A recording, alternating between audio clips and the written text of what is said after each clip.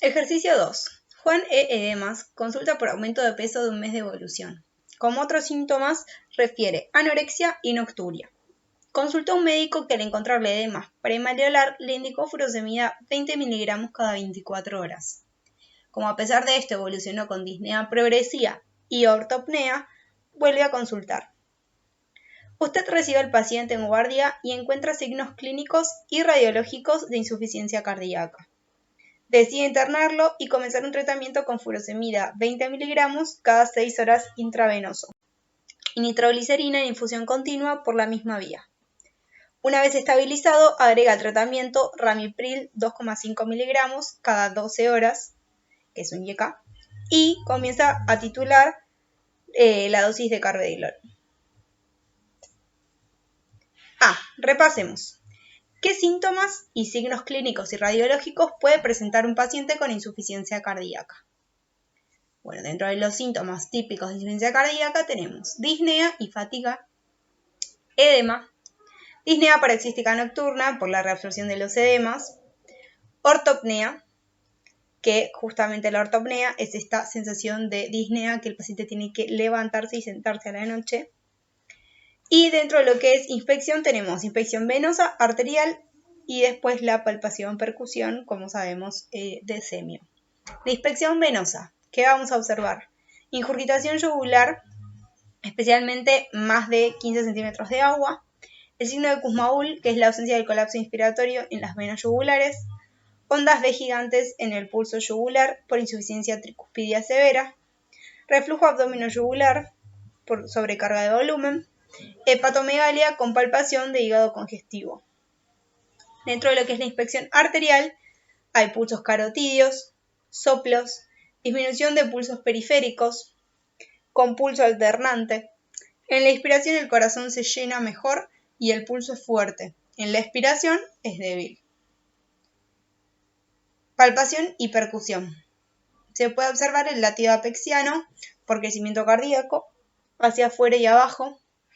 Latido sostenido con cuarto ruido, que esto va a sugerir una hipertrofia ventricular izquierda. Se pueden también observar soplos cardíacos por justamente la insuficiencia valvular, por ejemplo. Derrame pulmonar, crepitancias, sibilancias, que esto sería obviamente auscultación, y ritmo de galope. B. ¿Por qué se prefirió utilizar medicación intravenosa inicialmente? Hay más de una respuesta. Bueno, ¿por qué creen que se utiliza medicación intravenosa? ¿Por qué? Porque el paciente mostró signos y síntomas de retención de líquidos, ¿sí? El paciente tenía disnea, tiene edemas, y también, evidencia con la clínica y con el examen físico. El paciente se presentó con una emergencia clínica y al administrarse de manera intravenosa, obviamente que los efectos van a ser mucho más rápidos que por otra vía. Y la diuresis ya puede iniciarse entre 30 a 60 minutos luego de la aplicación. Además de todo esto, la furosemida en bolo intravenoso en agudo provoca dilatación venosa, que esto disminuye la precarga, mejorando la congestión pulmonar. ¿Por qué? Porque si nivel del corazón, al dilatarse las venas, va a llegar menos cantidad de sangre al mismo tiempo al corazón.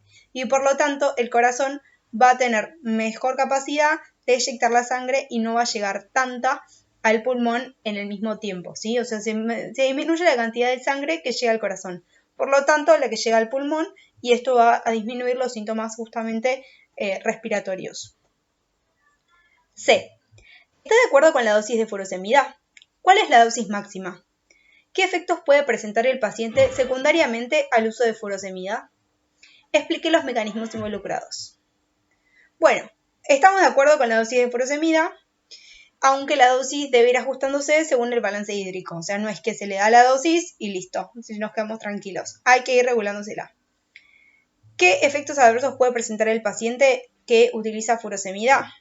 Puede haber depresión hidroelectrolítica y el estado de ácido base. Pensemos que es un diurético, por lo tanto va a traer agua y va a alterar, queramos o no, el estado de ácido base del paciente y la volemia y todos los electrolitos. A su vez también puede haber hipocalemia. ¿Por qué? Porque la furosemida genera mayor secreción distal de potasio porque aumenta el flujo tubular distal. A su vez también puede haber mayor aporte de cloruro de sodio a la nefrona distal y aumenta la aldosterona. Entonces esto obviamente va a generar la excreción de potasio. Y también hiponatremia. ¿Por qué? Porque hay alteración de la dilución de la orina. Después también puede presentar hiperuricemia. ¿Por qué? Porque disminuye la excreción de ácido úrico porque compite con el transportador del túbulo contorneado proximal. Por lo tanto es o excreta agua o excreta ácido úrico. Y excreta agua. Digamos, el diurético actúa a nivel del túbulo contorneado proximal y por lo tanto no permite que el ácido úrico se libere. Básicamente sería eso. Y la hiperglucemia también, porque al generarse hipocalemia, altera la liberación de insulina. También puede haber ototoxicidad, que se da por alteración electrolítica en la endolinfa. ¿Qué alteración hidroelectrolítica? Hipocalemia. Esta hipocalemia va a alterar la secreción de endolinfa y esto puede dar ototoxicidad. Y también puede presentar el paciente hipersensibilidad a la furosemida. C. ¿Cuál es el beneficio de la nitroglicerina en este caso? Bueno, ¿por qué se utiliza nitroglicerina? Es beneficioso porque a su vez ayuda a disminuir las presiones del llenado ventricular. Y de esta manera disminuye el edema agudo de pulmón, ¿sí? Es lo mismo que, como dijimos con la dilatación venosa, lo mismo.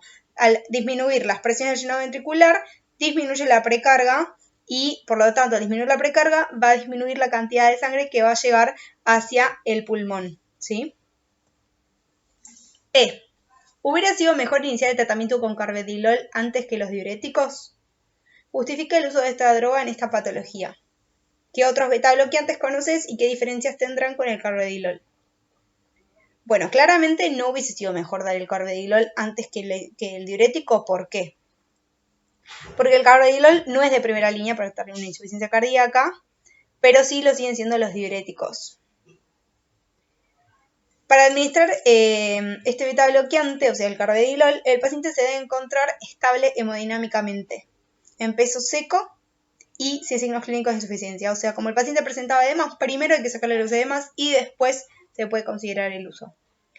Esta droga se utiliza en el tratamiento de esta patología por la capacidad de producir mejoría en la función miocárdica, inhibir la toxicidad cardíaca directa por la elevación crónica de catecolaminas, pensemos que el carvedilol es un beta-bloqueante, ¿sí? A su vez reduce la actividad de la renina plasmática y genera una reducción marcada de la resistencia periférica, aumentando la función cardíaca sin aumentar el consumo de oxígeno por el miocardio. Porque al disminuir la resistencia periférica, ¿qué pasa? Obviamente que va a haber una menor poscarga porque hay menor resistencia periférica. Entonces el corazón no va a necesitar aumentar su consumo de oxígeno para justamente eyectar la sangre. ¿Qué otros beta-bloqueantes hay? Tenemos los cardioselectivos, los no cardioselectivos y los que tienen actividad antagonista alfa 1. Dentro de los cardioselectivos tenemos atenolol, metoprolol, bisoprolol, esmolol y nebivolol. Dentro de los no cardioselectivos tenemos, por ejemplo, el propanolol, que es un beta-bloqueante general, no actúa sobre un solo receptor, sino que sobre todos, sotalol, carvedilol y labetalol.